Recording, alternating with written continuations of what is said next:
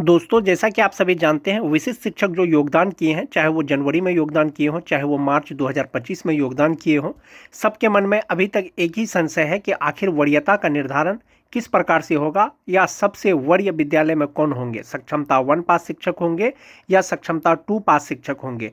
विशिष्ट शिक्षक का वरीयता निर्धारण अब तय हो गया है।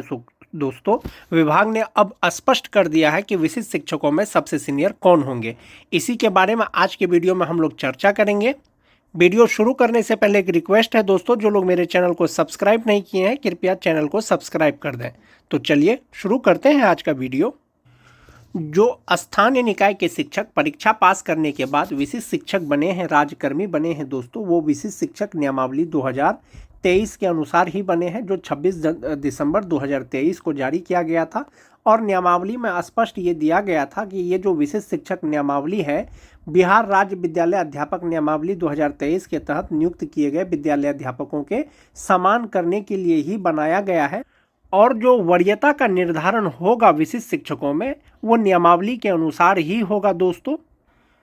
विशिष्ट शिक्षक नियमावली 2023 का पॉइंट नंबर 7 में दिया गया है दोस्तों, वरीयता निर्धारण को लेकर के, और उसी के अनुसार वरीयता निर्धारण होगा। जहां तक बात सक्षमता 1 और सक्षमता 2 पास विशिष्ट शिक्षकों का है, उसके बारे में बाद में चर्चा करेंगे। फिलहाल विशिष्ट शिक्षक में वरीयता का निर्धारण जो होगा वो नियमावली के 7.1 के अनुसार होगा। जिला स्तर पर विशिष्ट शिक्षकों की एक वरीयता सूची संधारित की जाएगी, यानी जिला स्तर पर विशिष्ट शिक्षकों का जो सीनियरिटी लिस्ट है वो तैयार किया जाएगा। शिक्षकों की प्रत्येक श्रेणी यथा प्राथमिक, मध्य माध्यमिक और उच्च माध्यमिक के लिए विषयवार अलग वरीयता सूची तैयार की जाएगी। यानी सभी शिक्षकों का जो श्रेणीवार, जैसे 1 to 5 के शिक्षक होंगे, 6 to 8 के शिक्षक होंगे, 9 to 10 के शिक्षक होंगे या 11-12 के शिक्षक होंगे, सभी प्रकार के शिक्षकों का वरीयता सूची अलग अलग तैयार किया जाएगा। जो वरीयता सूची होगा दोस्तों, उसमें डिफ्रेंशिएट किस प्रकार से किया जाएगा, इसके लिए स्पष्ट किया गया है 7.2 में कि विशिष्ट शिक्षकों की वरीयता निम्नलिखित मापदंडों के अनुसार तैयार की जाएगी। सभी विशिष्ट शिक्षकों का वरीयता निर्धारण के लिए कुल 4 पॉइंट दिया गया है दोस्तों विशिष्ट शिक्षक नियमावली 2023 में। इसमें पहला नंबर पॉइंट है कि स्थानीय निकाय के शिक्षक के रूप में प्रशिक्षित वेतनमान प्राप्त करने की तिथि से। दूसरा है, जहां 2 शिक्षक उपर्युक्त मापदंड क के अनुसार एक ही तिथि साझा करते हैं, उनकी जन्म तिथि वरीयता तय करने के लिए मापदंड होगी। तीसरा है दोस्तों, जहां 2 शिक्षक उपर्युक्त मापदंड ख के अनुसार एक ही तिथि साझा करते हैं, तो अंग्रेजी वर्णमाला में शिक्षक का नाम वरीयता तय करेगा। उसके बाद है दोस्तों, उपर्युक्त मापदंडों में फिट नहीं होने वाले किसी अन्य मामले का निर्णय विभाग द्वारा किया जाएगा, वो भी बाद में किया जाएगा। अब इसको स्पष्ट रूप से एक बार फिर से समझ लेते हैं दोस्तों। इसमें जैसा कि दिया गया है कि स्थानीय निकाय के शिक्षक रूप में प्रशिक्षित वेतनमान प्राप्त करने की तिथि से, यानी कब से आपको प्रशिक्षित वेतनमान मिल रहा है, चाहे वो सक्षमता 1 पास विशिष्ट शिक्षक हो, चाहे वो सक्षमता 2 पास विशिष्ट शिक्षक हो। नियमावली में अलग अलग डिफ्रेंशिएट करके कुछ भी नहीं दिया गया है दोस्तों। विशिष्ट शिक्षक जब भी बनेंगे, जब भी ज्वाइन करेंगे, उनका जो वरीयता का निर्धारण होगा वो प्रशिक्षित वेतनमान प्राप्त करने की तिथि से होगा।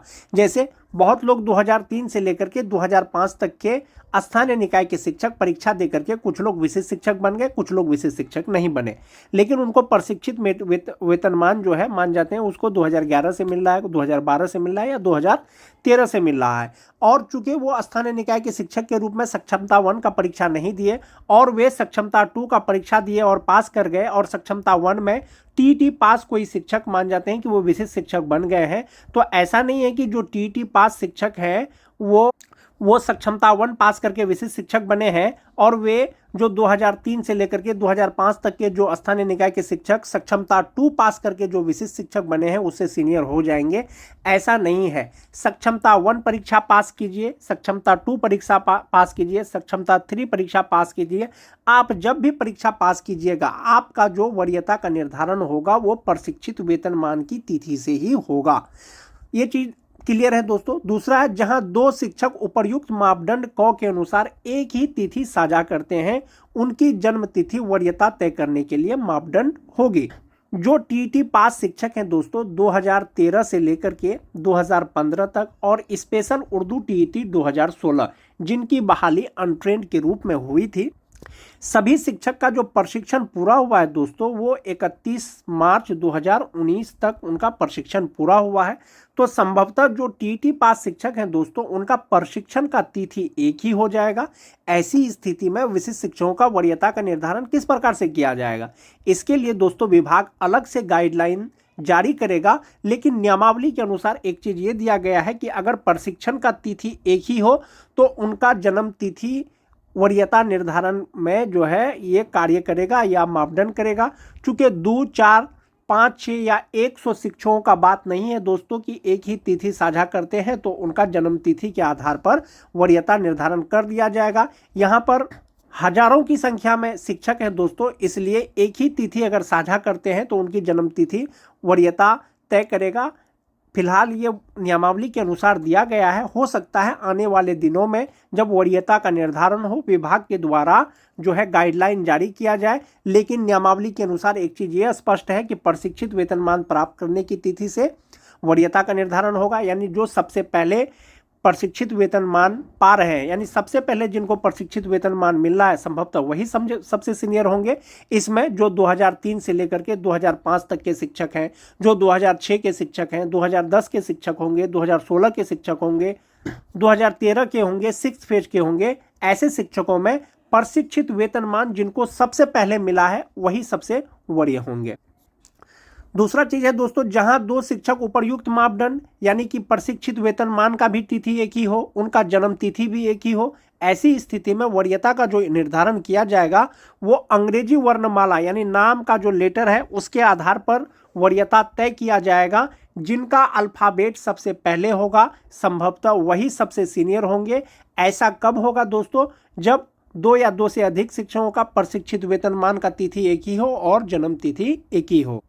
इसके अतिरिक्त जो भी मामला होगा दोस्तों वो विभाग के द्वारा बाद में निर्णय लिया जाएगा और इसी के आधार पर विशिष्ट शिक्षक का वरीयता का निर्धारण किया जाएगा। सीनियरिटी लिस्ट तैयार किया जाएगा। प्राथमिक विद्यालय का अलग, मध्य विद्यालय का अलग, माध्यमिक विद्यालय का अलग और उच्च माध्यमिक विद्यालय का अलग अलग विषयवार वरीयता सूची यानी सीनियरिटी लिस्ट जारी किया जाएगा। चूंकि विशिष्ट शिक्षक नियमावली के द्वारा ही दोस्तों विशिष्ट शिक्षक स्थानीय निकाय के शिक्षक से राज्यकर्मी बने हैं यानी विशिष्ट शिक्षक बने हैं, तो संभवतः उनका जो वरीयता का निर्धारण किया जाएगा वो नियमावली के अनुसार ही किया जाएगा। अगर इसके अतिरिक्त अगर कुछ होता है दोस्तों संभवतः आप ये मान के चलें कि नियमावली में जो है संशोधन किया जाएगा। जैसे एक मामला है सेवा निरंतरता का। चूंकि विशिष्ट शिक्षक नियमावली 2023 में सेवा निरंतरता से संबंधित कोई भी गाइडलाइन नहीं दिया गया है दोस्तों, इसीलिए अगर सेवा निरंतरता विशिष्ट शिक्षकों को दिया जाएगा तो इसके लिए बाद में विभाग के द्वारा नियमावली में संशोधन किया जाएगा। विशिष्ट शिक्षक नियमावली के अनुसार विशिष्ट शिक्षकों को प्रोन्नति भी दिया जाएगा, लेकिन कब दिया जाएगा, लगातार 8 वर्ष की सेवा के बाद दिया जाएगा। जो विशिष्ट शिक्षक जनवरी 2025 में विशिष्ट शिक्षक बने हैं 2033 जनवरी में वो प्रोन्नति पाने योग्य हो जाएंगे। यानी 1 to 5 के जो विशिष्ट शिक्षक हैं वो 6 to 8 के विशिष्ट शिक्षक के पद पर उनका पदोन्नति या प्रोन्नति किया जा सकेगा 2033 में। जो 6 to 8 के विशिष्ट शिक्षक हैं 6 to 8 के वरीय विशिष्ट शिक्षक के रूप में, जो 9-10 के विशिष्ट शिक्षक हैं 9-10 के 11-12 के विशिष्ट शिक्षक के रूप में, और जो 11-12 के विशिष्ट शिक्षक हैं वो 11-12 के विशिष्ट शिक्षक के वरीय के रूप में उनका प्रोन्नति किया जा सकेगा, लेकिन 8 वर्ष के लगातार सेवा के बाद। जो जनवरी में ज्वाइन किए हैं उनका प्रोन्नति जनवरी 2033 के बाद किया जाएगा। जो मार्च 2025 में ज्वाइन किए हैं तो उनका प्रोन्नति मार्च 2033 के बाद किया जाएगा। 1 to 5 से जो 6 to 8 में जाएंगे वो रिक्ति रहेगा तब होगा, लेकिन 6 to 8 के विशिष्ट शिक्षक वरीय विशिष्ट शिक्षक बनेंगे तो वो अपने ही स्थान में बन जाएंगे, और जो 11-12 के विशिष्ट शिक्षक वरीय विशिष्ट शिक्षक बन जाएंगे अपने ही पद पे, और जो 9-10 के हैं दोस्तों वो उपलब्ध रिक्तियों के अनुसार होगा। और प्रोन्नति पाने के लिए जो एसेंशियल क्वालिफिकेशन है दोस्तों वो होना चाहिए। यदि आप बेसिक ग्रेड के शिक्षक हैं 1 to 5 के शिक्षक हैं 8 साल बाद यदि आपको स्नातक ग्रेड में प्रमोशन दिया जाएगा, पदोन्नति किया जाएगा, तो संभवतः आपको ग्रेजुएट होना चाहिए। बीए, बीएससी, बीकॉम जो भी हो, आपको ग्रेजुएट होना चाहिए। वांछित योग्यता रहेगा तभी आपका प्रमोशन हो पाएगा। और जो 6 to 8 के विशिष्ट शिक्षक हैं दोस्तों, इसका भी क्वालिफिकेशन जो एसेंशियल क्वालिफिकेशन है वो होना चाहिए, तभी आप विशिष्ट शिक्षक बन पाएंगे। वरीय विशिष्ट शिक्षक जो 9-10 के विशिष्ट शिक्षक हैं, उनका जो 11-12 में जो उनका प्रमोशन किया जाएगा तो योग्यता के आधार पर किया जाएगा और उपलब्ध रिक्तियों के अनुसार किया जाएगा। नियमावली में यह चीज स्पष्ट किया गया है दोस्तों, अधिकार के रूप में कोई भी प्रोन्नति का दावा नहीं किया जा सकेगा। सभी प्रोन्नति उपलब्ध रिक्तियों के आधार पर ही होगा और विभागीय नीति को ध्यान में रखते हुए किया जाएगा।